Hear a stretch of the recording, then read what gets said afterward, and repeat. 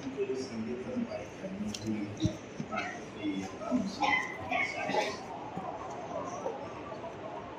യഹോവയെ സ്തുതിപ്പിൻ, സ്വർഗ്ഗത്തിൽ നിന്നാണ് യഹോവയെ സ്തുതിപ്പിൻ. ഉന്നതങ്ങളിൽ അവനെ സ്തുതിപ്പിൻ, അവന്റെ സകല ദൂതന്മാരുമായുള്ളവരെ അവനെ സ്തുതിപ്പിൻ, അവന്റെ സർവ്വ സൈന്യവുമേ അവനെ സ്തുതിപ്പിൻ. സൂര്യചന്ദ്രന്മാരെ അവനെ സ്തുതിപ്പിൻ, പ്രകാശമുള്ള സകല നക്ഷത്രങ്ങളുമായുള്ളവരെ അവനെ സ്തുതിപ്പിൻ. സ്വർഗാദി സ്വർഗവും ആകാശത്തിന് മീതിയുള്ള വെള്ളവുമായുള്ളവരെ അവനെ സ്തുതിപ്പിൻ. അവൻ കൽപ്പിച്ചിട്ട് അവ സൃഷ്ടിക്കപ്പെട്ടിരിക്കാൻ അവ യഹോവയുടെ നാമത്തെ സ്തുതിക്കട്ടെ. അവനവയെ സദാകാലത്തേക്കും സ്ഥിരമാക്കി ലംഘിക്കരുതാത്ത ഒരു നിയമം വെച്ചുമിരിക്കുന്നു. തിമിംഗലങ്ങളും എല്ലാ ആഴികളുമായുള്ളവയെ ഭൂമിയിൽ നിന്ന് യഹോവയെ സ്തുതിക്കും.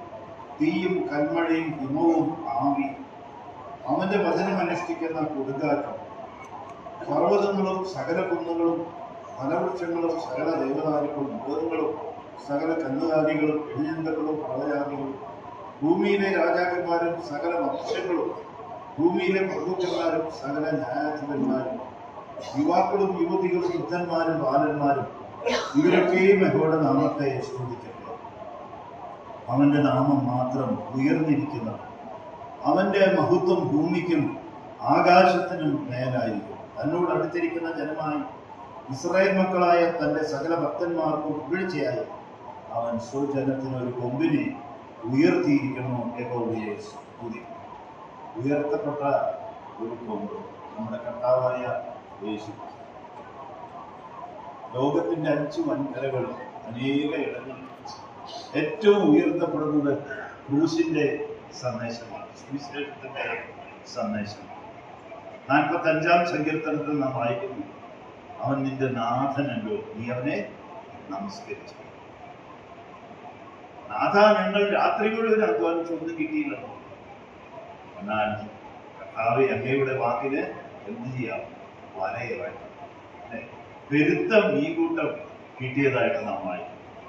അതാണ് നമ്മുടെ നാഥന്റെ പ്രത്യേകത.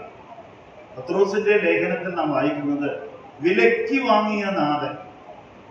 രാവിലെ മേശ അതാണ് പറയുന്നത്. ഇവിടിരിക്കുന്ന ഓരോ വിശ്വാസികളെയും, ഓരോ സഹോദരിമാരെയും സഹോദരന്മാരെയും വിലയ്ക്ക് വാങ്ങിയ ഒരു നാഥനുണ്ട്. അതാണ് കർത്താവായി. അവൻ നമ്മുടെ നാഥനാണ്.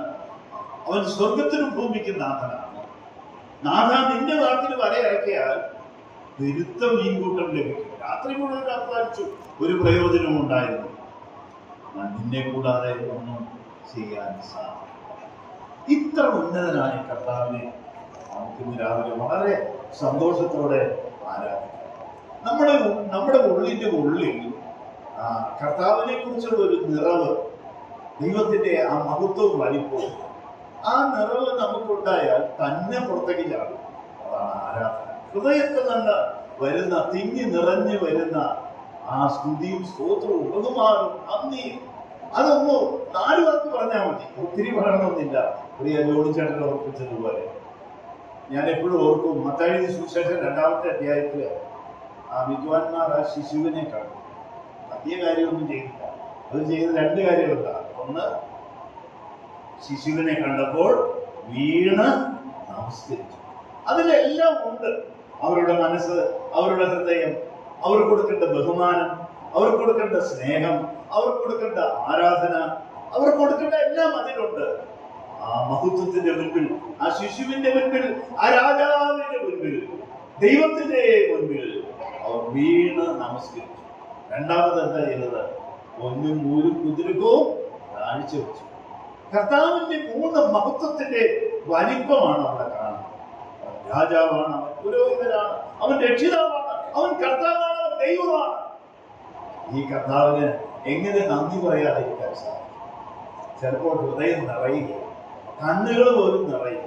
ഒരു വിശ്വാസിയുടെ ഹൃദയവും കണ്ണും നിറഞ്ഞാൽ അതെത്ര മനോഹരമായ ആരാധനയായിട്ട് കർത്താവ് സ്വീകരിക്കും.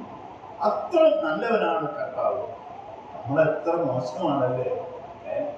കർത്താവ് നല്ലവനായതുകൊണ്ടാണ് ഞാനും നിങ്ങളും ഇന്ന് ഈ ആലയത്തിൽ ഇത്ര സന്തോഷത്തോടെ സമാധാനത്തോടെ ദൈവ മക്കളെന്നുള്ള പദവിയിൽ ഇരിക്കുന്നത്. അതാണ് അതിന്റെ വ്യത്യാസം. ഇവിടെ ഇരിക്കുന്ന ഓരോ വിശ്വാസികളും സ്വർഗത്തിൽ ഇരുത്തപ്പെട്ടവരാണ്. ഇത്ര വലിയ രക്ഷയെ എബ്രായ ലേഖനക്കാരൻ പറഞ്ഞു. യേശു ക്രിസ്തു മരണം അനുഭവിച്ചതുകൊണ്ട് മഹത്വം ബഹുമാനം അണിഞ്ഞവനായി കാണുകയാണ്. ഈ അറക്കപ്പെട്ട കുഞ്ഞാടിനെ സ്വർഗം കാണുമ്പോൾ, ആ അറക്കപ്പെട്ട കുഞ്ഞാട് നിൽക്കുന്നത് കാണുമ്പോൾ, ഇരിക്കുന്നത് കാണുമ്പോൾ സ്വർഗത്തിന് പോലും മൗനമായിരിക്കാൻ സാധിക്കുന്നില്ല. അതുകൊണ്ടാണ് വെളിപ്പാട് പുസ്തകം 5-ാമത്തെ അധ്യായത്തിൽ കർത്താവേ, ആർ നിന്റെ നാമത്തെ ഭയപ്പെടാതെയും, അടുത്ത വാക്കെന്താ, മഹത്വപ്പെടുത്താതെയും. എന്നിട്ട് എന്താ പറയുന്നത്? നീയല്ലോ ഏക പരിശുദ്ധൻ. അതുകൊണ്ടാണ് 48-ാം സങ്കീർത്തനത്തിൽ ഈ ഭൂമിയിലുള്ള സകലത്തെയും ഉൾപ്പെടുത്തിക്കൊണ്ട് യുവക്കന്മാർ, യുവതികൾ, വൃദ്ധന്മാർ, ബാലന്മാർ, നിങ്ങൾ ആരുമായിക്കൊള്ളട്ടെ, നിങ്ങളെല്ലാവരും ഈ ദൈവത്തിന്റെ നാമത്തെ, ഈ വലിയവനായ ദൈവത്തെ വീണ്ടും നമസ്കരിക്കണം, ആരാധിക്കണം. രാവിലെ ഈ കർത്തൃമേശയോടുകൂടെ നാം കർത്താവിനെ ഓർക്കുമ്പോൾ, ആ മുറിവുകളെ നാം ധ്യാനിക്കുമ്പോൾ, ആ മുറിവുകളെ നാം ചിന്തിക്കുമ്പോൾ, ആ നിന്ന ആ വേദന നമുക്ക് പകരക്കാരനായി ക്രൂശിൽ മരിച്ച കർത്താവ് നമുക്ക് വേണ്ടി അനുഭവിച്ച ത്യാഗം, ആ യാഗമരണം, ആ ക്രൂശുമരണം, അത് ഓർക്കുമ്പോൾ, ധ്യാനിക്കുമ്പോൾ, അവന്റെ മരണത്തെ പ്രസ്താവിക്കുമ്പോൾ, പ്രിയമുള്ളവരെ, അവന്റെ മഹത്വം എത്ര വലുതാണെന്ന് ഓർത്തുകൊണ്ട് അവൻ, കർത്താവേ, അങ്ങ് എന്റെ നാഥനാണ്, എനിക്ക് നൽകിയ എല്ലാ അനുഗ്രഹങ്ങളുടെയും ഉറവിടം അങ്ങാണ്, അങ്ങയെ സ്തുതിക്കുന്നു, അങ്ങയെ ആരാധിക്കുന്നു, അങ്ങയെ ഓർക്കുന്നു. അങ്ങയെ ഓർക്കുന്നതിനേക്കാൾ വലിയ ഓർമ്മ വേറെ ഒന്നുമില്ല. അങ്ങ് ഞങ്ങളെ താഴ്ചയിൽ ഓർത്തതാണ്. അങ്ങയെ കുറിച്ച് പറയുന്നതിനേക്കാൾ വലിയ വാർത്ത വേറെയില്ല. അങ്ങാണ് ഏറ്റവും വലിയവൻ, നല്ലവൻ, വിശ്വസ്തൻ, മാറാം. നമുക്ക് കർത്താവിനെ സ്തുതിക്കാം, ആരാധിക്കാം. ദൈവനാമം ഇന്നും എന്നേക്കും വാഴ്ത്തപ്പെടുമാറാകട്ടെ.